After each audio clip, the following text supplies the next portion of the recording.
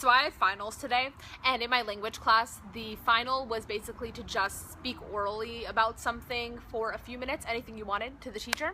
And so I talked about the plot to High School Musical. Could you expect anything else from me? No. Would I want you to expect anything else from me? No. I was very pleased with myself. Hey, this is Shiley, and you're watching Eat, Breathe Books.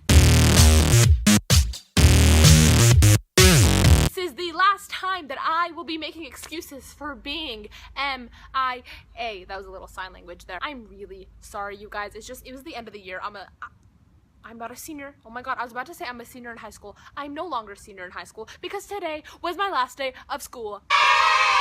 That's right. I had my last 2 finals today. Is that a gray hair? I'm not that old. Anyway, on to my May wrap-up.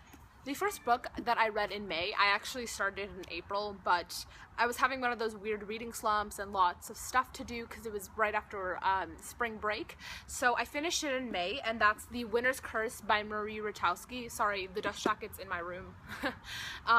This is a book about a girl who is the daughter of a general, and the general and all his people took over the Harani, who they have made their slaves. And so the main girl in this book, she actually buys a slave from the Harani, and he's cute, and he's like not that much older than her, and you know, stuff goes down. It's the first in a trilogy, and I really liked it. Even though it took me a while to read, that's not the book's fault, it's my fault. It was very good. 5 out of 5 stars. Not saying I'm an expert or anything, but if you guys wanted some type of like high school advice video, then please let me know in the comments, because that is totally something that I'm down to make. The next book I read should come off as no surprise to any of you, and that's This Girl by Queen Colleen Hoover, the 3rd book in the Slam trilogy. Yeah, it's over. I've gone through their whole journey, and I will never read another word about Will and Laken's story. Another new word. I mean, I'm totally gonna reread this trilogy one day, hopefully, but I'm never gonna experience anything new about them, and that just makes me so sad, which is why I read the first book in September, and it's May now. It's been a lot of months. I'm out of school. I don't need to do math anymore. And a lot of months, and but it was so amazing and so worthwhile and so worth the wait. And God, if you guys don't know what this trilogy is about, it's about a girl whose father passes away, and she moves to a new town with her mother and little brother, and across the street is this dreamy and super cute guy named Will, who lives with his little brother because their parents passed away a few years ago. And Will and Laken meet each other, go on a date, hit it off, and then, ooh, circumstances. They cannot be together. Read on to find out what happens. 5 out of 5 stars. The next book I read is very exciting, and that's Magnolia by Christy Cook. This was a really nice book. Like, this made me just like happy. It also made me cry, but it also made me happy. I actually bought this book off Book Outlet. You guys have probably been starting to see it around a little bit, and if you're wondering whether or not to pick it up, pick it up. Basically, this is about a girl named Gemma and a guy named Ryder, and their families are BFFs, but the two of them so are not. And they live in Mississippi, which is really cool because they're in one of the like southern states, and it's really cool.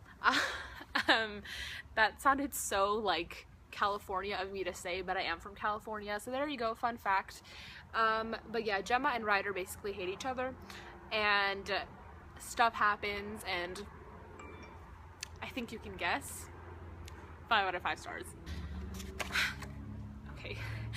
I am really hoping the next book I talk about, I don't start crying about, because I literally cannot stop thinking about it. Like, I should probably just have like a fanny pack full of tissues on hand at all times whenever I think about this. Like, I never let people borrow my books, and I have already let 2 friends borrow the book because it just deserves so many reads. And I've been talking with the author recently, and she's such a nice person. And okay, no more waiting. The book is All the Bright Places by Jennifer Niven. Yeah, this is just the dust jacket because my friend is borrowing it, but look how pretty it is. Oh, it's okay. I don't want to tell you what this book is about because it's better to go into it blindly, so I'm just gonna tell you what it says right here. This is the story of a boy called Finch and a girl named Violet. Basically, The book opens with them meeting on the ledge of the bell tower at school. Neither of them is sure who saves whom, and it is beautiful, and there is so much in there. And if you read it, please talk to me about it. If you want to discuss what happens at the end, anything like that, I will gladly talk to you about it. I have so many feels about this amazing book. I would give it 5 times infinity stars if I could, but I have to go with 5 out of 5 bright stars. See what I did there? Jennifer Niven, you are the love of my life, okay? The next book, I'm very proud of myself because I literally stayed up an entire night to read. Like, I did not sleep the day before it and the day after it. Like, I just stayed up that night and I read it, and I went straight to work right after I finished it. I kid you not. But that book is How to Love by Katie Katugno. This is a book about a girl named Serena, who, by the way, goes by Rena. Never heard of that kind of nickname thing before, but that's pretty cool, I guess. Serena had a boyfriend named Sawyer in high school, and he impregnated her and left town for reasons that we don't know at first. And then it's 2 or 3 years later, she's got the baby, and she runs into Sawyer.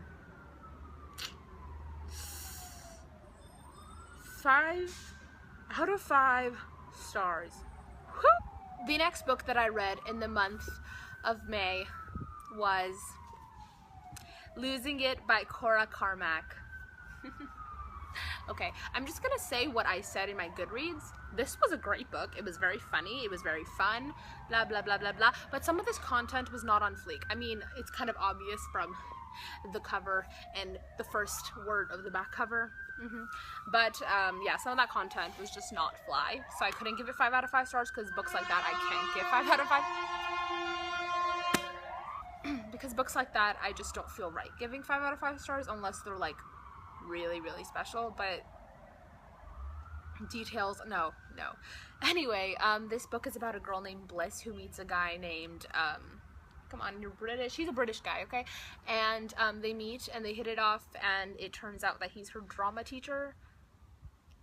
Another teacher-student book, whatever. But yeah, it was very funny, very fun. A little predictable. But 4 out of 5 stars.